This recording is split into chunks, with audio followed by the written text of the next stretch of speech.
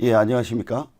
이제 이 과목 파트 1 자료 수집 방법에 대해서 기출 및 예상 적중 문제 함께 풀어보겠습니다.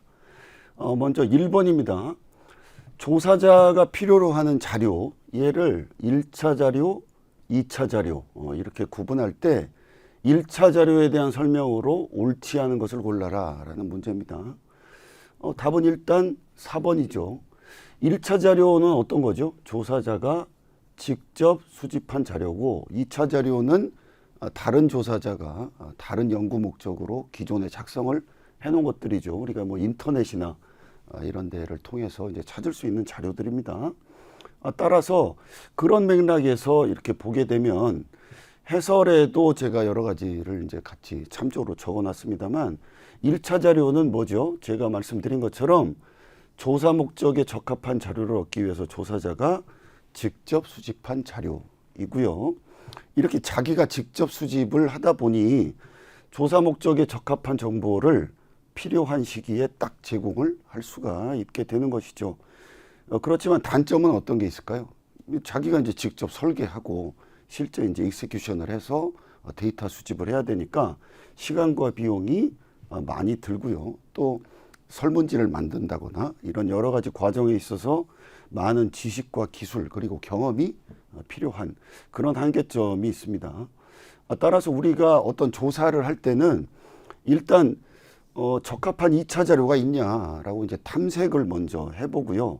만약에 충분한 자료가 없다. 그러면 그때 1차 자료를 수집하는 방법이 경제적일 수가 있는 것이죠. 만약에 충분한 1차 자료를 딱 수집을 했는데 이게 충분성이 있다라고 한다면 굳이 추가적으로 2차 자료를 수집하지 않아도 되는 거죠. 이런 맥락에서 1번 문제를 보게 되면 자 1번 보시면 적합한 정보를 필요한 시기에 제공한다. 맞고요. 근데 자료 수집에 시간, 비용, 인력 이런 게 많이 소요된다. 이것도 맞는 얘기죠. 현재 수행 중인 의사결정 문제 이걸 해결하기 위해서 내가 직접 수집한 자료다. 이것도 역시 맞는 얘기입니다. 틀린 건 여기겠죠. 1차 자료를 얻은 후에 이게 뭐 충분하다 싶으면 자 그럼에도 불구하고 조사 목적과 일치하는 2차 자료의 존재, 사용 가능성 이걸 확인하는 게 경제적이다. 이 말은 우리가 여기서 살펴본 바에 따르면 잘못된 얘기죠. 따라서 1번의 답은 4번으로 정리하시면 되겠습니다.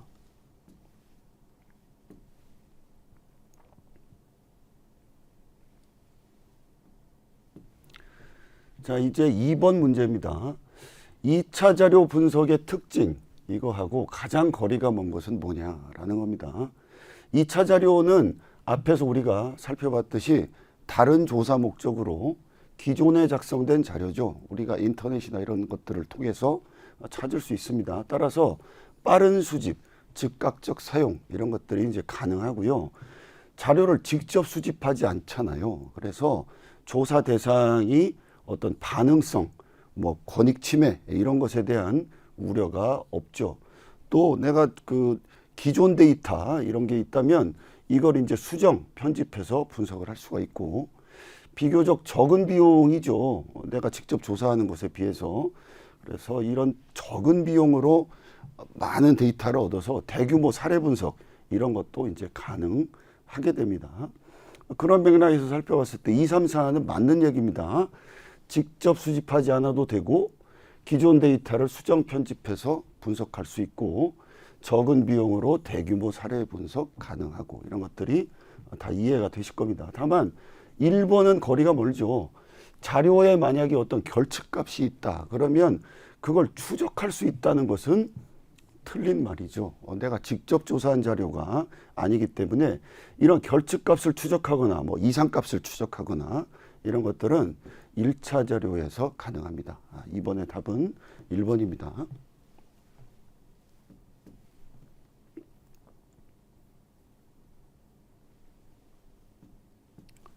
3번 문제입니다.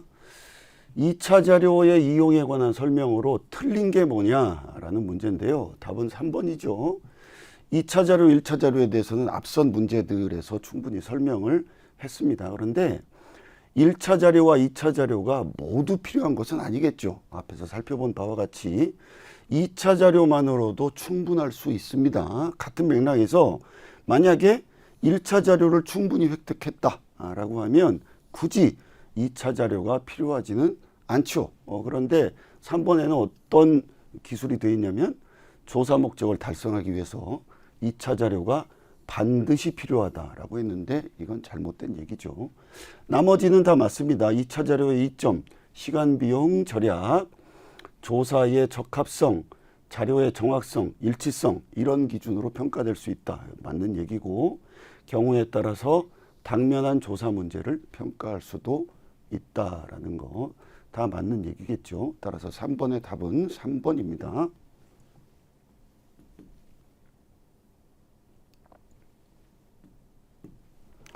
자, 다음 이제 4번 문제입니다. 2차 자료의 사용에 관한 설명으로 틀린 게 뭐냐라는 문제인데 답은 2번이죠.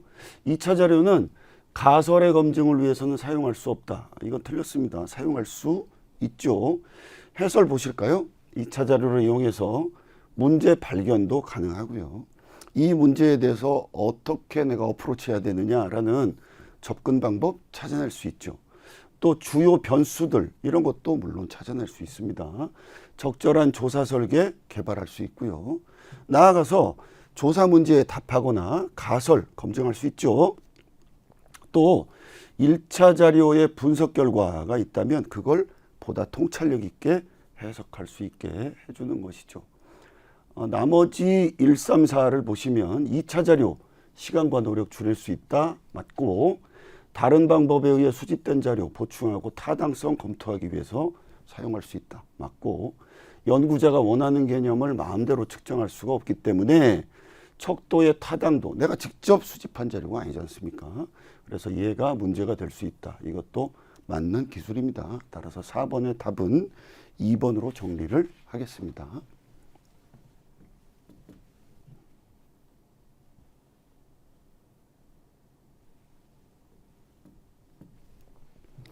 자, 다음 5번 문제입니다. 다음 중에서 2차 자료가 아닌 것은 자, 만약에 연구자가 직접 응답자에게 질문해서 얻은 자료다. 만약 그러면 그거는 직접 수집한 자료니까 1차 자료에 해당하겠죠. 2차 자료가 아닌 것은 그러면 1차 자료에 해당하는 것들을 찾아보면 되겠죠. 답은 2번이네요.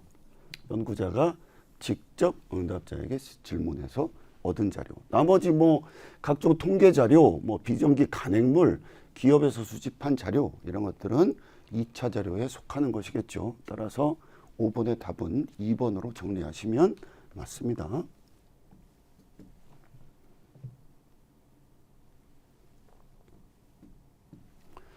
자, 이제 6번 문제입니다.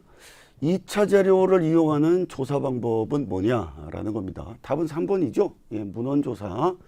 기존에 존재하고 있는 문헌이 있겠죠. 이걸 통해서 필요한 정보를 수집하는 방법이죠. 문헌이라는 건 어떤 연구자가 이미 기술을 해놓은 그런 문헌 자료를 떠올리시면 됩니다. 2차 자료의 수집이죠. 그래서 2차 자료를 수집하고 연구할 수 있다. 이런 문헌 조사를 통해서 라는 말이 이해가 되실 겁니다. 6번의 답은 3번으로 정리하시면 되겠습니다.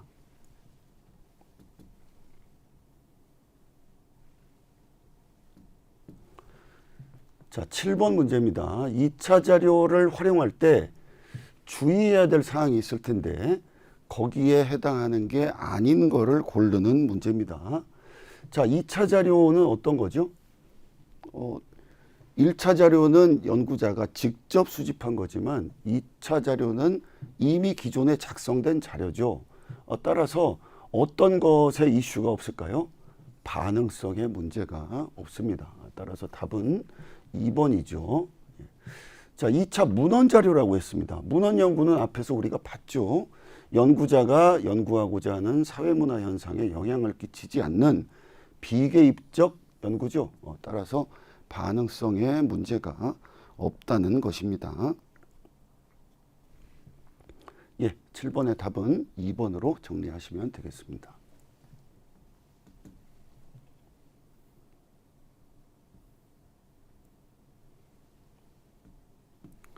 예, 8번 문제입니다. 자료 수집 방법에 대한 비교 설명으로 이번에는 옳은 것을 골라라 라는 겁니다. 답은 4번이죠. 면접조사. 페이스 투 페이스로 얼굴을 맞대고 하는 조사죠. 얘는 다른 조사에 비해서 피조사자와의 어떤 친밀감, 유대감 이런 거를 뜻하는 라포 이 형성이 용이하다. 예, 맞는 얘기겠죠. 나머지 1, 3, 4는 어디가 이제 틀렸을까 이제 한번 보시면 인터넷 조사, 우편 조사에 비해서 비용이 많이 소요된다. 이렇지 않죠. 조사 비용이 우편 조사에 비해서 경제적이고요. 2번 전화조사는 면접조사에 비해서 시간이 많이 소요된다. 이것도 틀렸죠. 시간과 비용이 면접조사 대비 적게 소요가 되죠. 질문도 길게 할 수가 없는 것이고요. 자, 3번 보시면 인터넷 조사는 다른 조사에 비해서 시각 보조 자료의 활용이 곤란하다. 그렇지 않죠. 이런 활용이 가능하다라는 게 맞는 말입니다. 따라서 8번의 답은 4번으로 정리하시면 되겠습니다.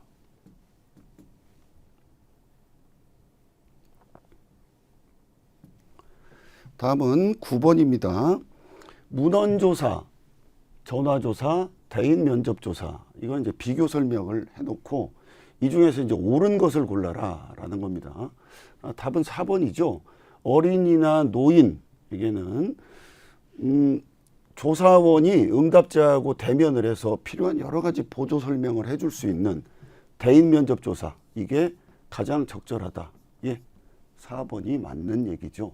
나머지를 보시면 우편 조사의 응답률이 가장 높다. 예, 그렇지 않죠. 다른 조사 대비 응답률이 가장 높은 게 이제 대인 면접 조사고 우편 조사는 응답률이 굉장히 낮죠. 자, 2번에 대인 면접 조사에서는 추가 질문하기가 가장 어렵다. 그렇지 않죠. 추가 질문이 용이하고요. 3번 우편조사와 전화조사는 자기 기입식, 그러니까 피조사자가 자기가 이제 그 응답을 기입한다는 건데 이런 자료 수집 방법이다. 이 말은 틀렸죠. 우편조사는 우리가 이제 우편으로 보내면 여기 이제 응답자가 자기 기입식으로 쭉 이제 응답을 달지만 전화조사는 그렇지 않죠. 전화조사는 이렇게 전화를 해서 여기서 대답을 하면 그 응답을 면접원이 기입을 하는 면접원 기입식 조사이기 때문에 이 말은 틀린 겁니다. 따라서 9번의 답은 4번으로 정리하시면 되겠습니다.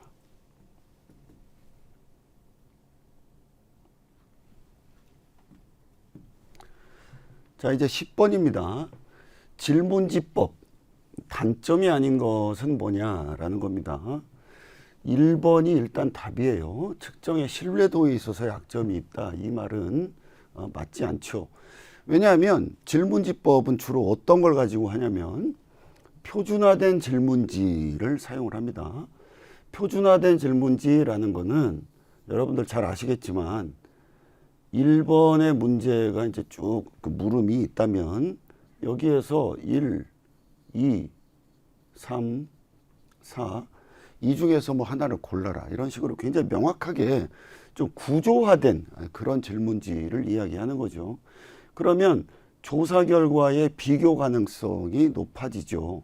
이거를 A라는 사람, B라는 사람, C라는 사람에게 했을 때 이 사람은 1번 문항에 대해서 3번이라고 했고 이 사람은 4번이라고 했고 이런 식으로 명확하게 비교를 할 수가 있는 거고요.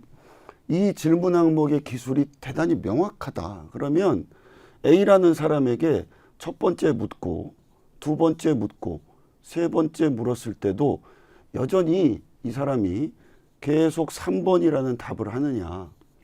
예. 이게 만약에 질문의 기술이 굉장히 명확하다면 계속 이렇게 일관성을 가지고 반복 측정을 하더라도 높은 신뢰성을 얻을 수 있겠죠. 이게 이제 측정의 신뢰성입니다. 그렇기 때문에 측정의 신뢰도에 있어서 약점이 있다. 이 말은 다른 거죠. 예. 맞지 않는 얘기입니다. 따라서 10번의 답은 1번인데 나머지 2, 3, 4도 한번 보겠습니다. 이렇게 물어보니까 조사 대상의 삶에 대해서 전체적인 맥락을 다루지 못한다. 이 말은 맞겠죠. 그리고 최소한으로 적합한 질문을 만들죠. 그래서 사실은 가장 적절한 선택의 항목이 있을 텐데 그거를 빠뜨릴 수 있다. 이 말도 맞고, 인위성의 문제가 있어서 어떤 특정 설문에 굉장히 편견이 심한 응답을 했다, 이 사람이.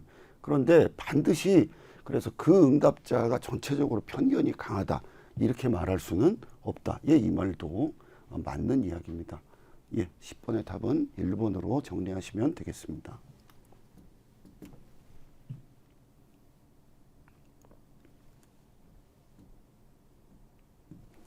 다음 11번입니다. 설문지의 회수율, 얼마나 이제 잘 회수를 하느냐, 이걸 높이는 방안하고 가장 거리가 먼 것은 무엇이냐라는 문제인데요. 답은 1번이죠. 폐쇄형 질문의 수를 가능한 한 줄인다. 이거는 거리가 있습니다. 나머지 독촉 편지를 보내거나 독촉 전화를 한다, 어떤 민감한 질문들이 있다, 이거는 가능한 한 줄인다. 겉표지, 커버레터 얘기하는 거죠. 설문 내용의 중요성 부각시켜서 응답자가 이건 굉장히 중요한 설문이니까 내가 응답을 해야겠구나라는 그런 인식을 좀 높여준다. 뭐 이런 얘기들은 다 맞는 얘기인데, 폐쇄형 질문의 수를 줄인다고 해서 설문지의 회수율이 높아지거나 그것은 거리가 먼 얘기죠. 11번의 답은 1번으로 정리하겠습니다.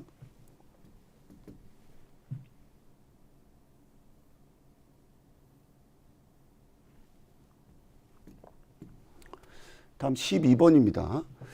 서베이 조사, 일반적인 특성에 관한 설명이다. 틀린 것은 어떤 것이냐라는 겁니다. 서베이 조사는 통상 이게 모집단에서 표본을 뽑아내서 여기에 아주 표준화된 조사 도구, 주로 이제 표준화된 설문지, 이거를 이용해서 데이터를 수집을 하는 그런 조사죠. 그래서 표본 조사에 라는 키워드라는 게 이제 중요한데, 보시면 답은 일단 2번이에요.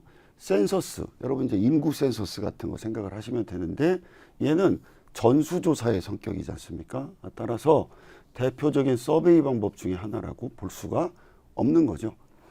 나머지 1, 3, 4 보시면 표본을 대상으로 조사하는 방법 맞고, 인과관계를 분석한다, 뭐 이거보다는 예측이나 주로 이제 기술, 이거를 주목적으로 한다, 맞고, 대인, 전화, 우편, 온라인 이런 조사 등등이 있다라는 것도 맞는 얘기입니다. 12번의 답은 2번입니다.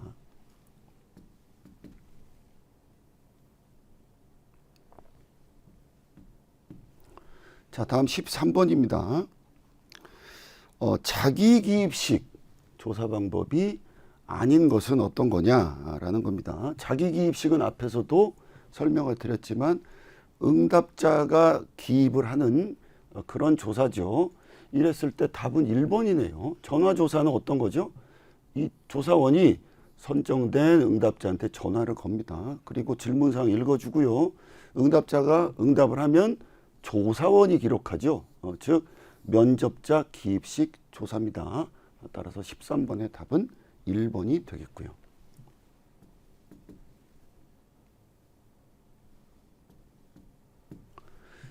다음 14번 문제입니다.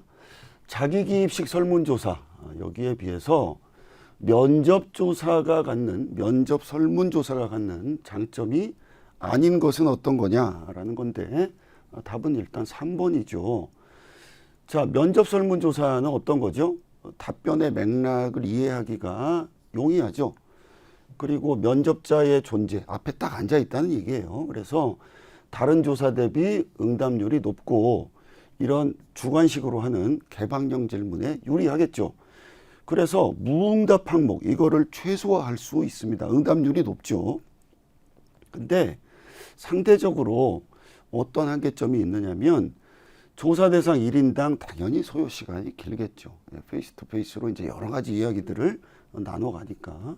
그리고 따라서 자료 수집 비용도 높다라는 겁니다. 그런데 면접 설문조사가 1인당 비용이 저렴하다라고 하면 이건 틀린 얘기죠. 나머지 답변에 맥락을 이해할 수 있다. 무응답 방식 최소화한다.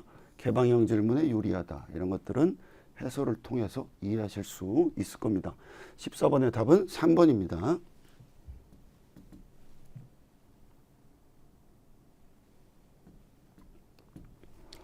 자, 다음 15번입니다. 서베이에서 우편설문법과 비교한 대인면접법의 특성, 이걸로 틀린 것은 어느 거냐라는 건데 답은 4번이네요. 대인면접법은 몇 차례 말씀드리지만 면접자와 응답자가 페이스 투 페이스로 대면하는 방식이죠. 그래서 어떤 시간, 어떤 환경, 어떤 분위기에서 면접자와 응답자가 이제 대면을 하는지, 이렇게 응답 환경을 구조화하기가 훨씬 용이하다라는 겁니다. 어떤 것에 비해서? 우편설문법. 이 우편설문법은 내가 우편을 보냈을 뿐이지 응답자가 어떤 환경에서 응답을 하게 되는지, 응답 환경을 구조화하거나 이런 게 어렵죠. 그래서 틀린 답은 4번이 되겠습니다. 나머지 이 대인면접법은 비언어적 행위의 관찰, 행동이라든지 이런 거 관찰이 가능하다. 맞고, 대리응답의 가능성이 낮고요. 직접 얼굴을 맞대는 거니까. 또 설문 과정에서 설명을 해준다든지 부연 설명을 한다든지 이런 유연성이 높다라는 거 맞는 얘기겠습니다. 15번의 답은 4번으로 따라서 정리할 수 있습니다.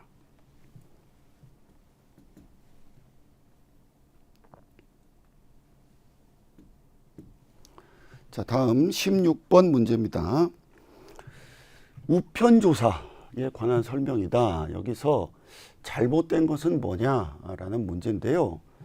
답은 1번이죠. 응답자의 익명성을 보장하기 어렵다. 이게 아니죠. 응답자의 익명성을 보장할 수 있습니다. 우편조사는. 자, 조사 대상자한테 질문지를 우편으로 발송하죠.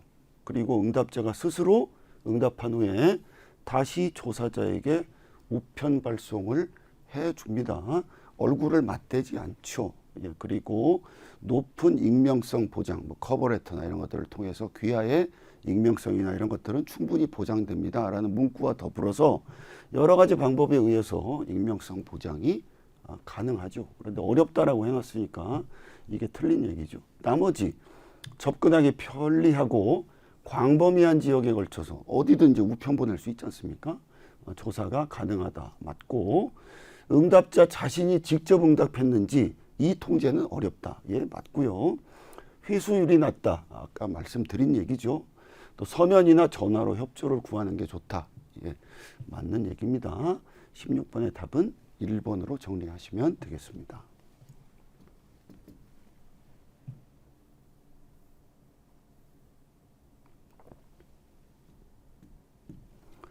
다음 17번입니다. 우편조사에 대한 설명이다. 틀린 것을 골라라 라는 겁니다. 답은 4번이네요. 조사 대상 지역이 제한적이다. 예, 이 말이 틀렸죠. 조금 아까 우리가 살펴봤죠. 그 광범위한 지역과 대상에 그냥 우편을 보내서 조사할 수 있죠. 따라서 면접조사에서 쉽게 접근할 수 없는 다양한 대상 포함이 가능해지겠죠. 따라서 4번이 정답입니다. 나머지는 다 맞는 얘기겠죠. 비용이 적게 든다. 맞고, 응답자가 기입하는 자기 기입식 조사, 그리고 면접원이 존재하지 않으니까 어떤 편향이 거의 없다. 예, 맞는 얘기입니다. 따라서 17번의 답은 4번입니다.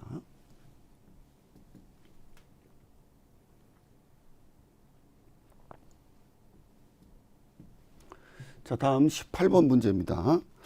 우편조사의 특징하고 가장 거리가 먼 게 뭐냐라는 문제입니다. 2번이죠. 예, 우편조사의 가장 큰 단점은 뭐죠? 응답률이 낮다는 겁니다. 그런데 다른 조사에 비해 응답률이 높다라고 했으니까 이해가 틀린 얘기죠. 해설에도 우편조사의 개념을 쭉 말씀을 드려놨고요. 응답률이 가장 낮다라고 간단하게 해설을 덧붙여 놨습니다. 나머지 광범위한 지역과 대상이 맞는 얘기고, 익명성에 대한 확신 부여할 수 있다. 예, 맞는 얘기고 앞서서 설명드렸죠.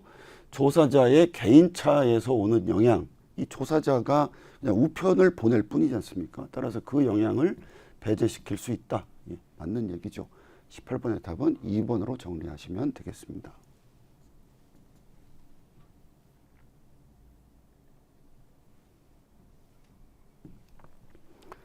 자, 이제 19번 문제입니다. 우편 조사를 실시하는 이유, 이거하고 가장 거리가 먼 게 뭐냐라고 했을 때 답은 4번이죠. 조사를 신속하게 완료할 수 있다. 이게 잘못된 얘기죠. 여러 가지 이제 이 우편 조사가 가지는 장점, 그러니까 광범위한 어떤 대상에 가능하다. 이런 등등등의 여러 가지 장점에도 불구하고 준비 작업이나 이 회수에 굉장히 많은 시간과 노력이 필요하고요. 잘 안 보내주죠. 회신을. 그리고 이에 따라서 조사의 어떤 신속한 완료, 이게 좀 어렵죠. 따라서 답은 4번이고 나머지는 다 옳은 얘기들이겠죠. 지리적으로 멀리 떨어져 있을 경우에 우편만 보내면 되니까 다른 조사 방법 대비 비용 줄일 수 있고 쉽게 접근할 수 없는 대상 조사 가능하고 익명성에 대한 확신 줄 수 있고 19번의 답은 4번으로 정리하시면 되겠습니다.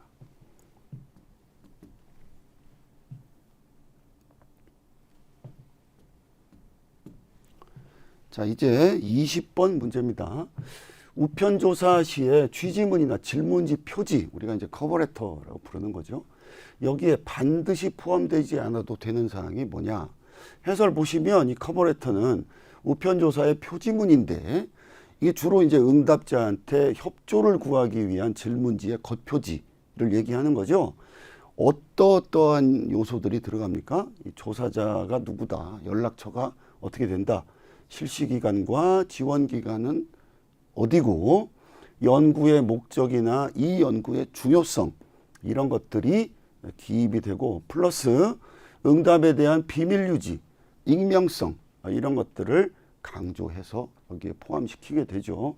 따라서 이런 맥락으로 20번을 살펴봤을 때 거기에 반드시 포함되지 않아도 되는 사항은 3번의 자료 분석 방법이겠죠. 예, 20번의 답은 3번으로 정리하시면 되겠습니다. 예, 이상으로 20번 문제까지 함께 살펴봤습니다. 네, 여러분 수고 많으셨습니다.